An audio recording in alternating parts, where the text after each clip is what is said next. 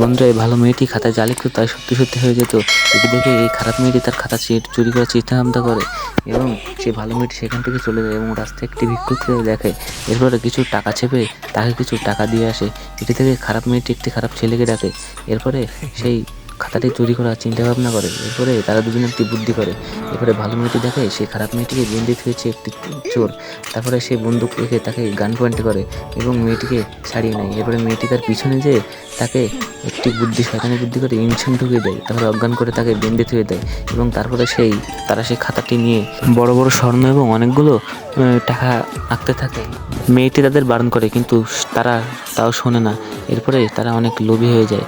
এরপরে তাদের কাগজটি নিয়ে টানাটানি হয় এবং এক প্রকারে কাগজটি ছেড়ে যায় এবং দুজনে একটু রাগ করে।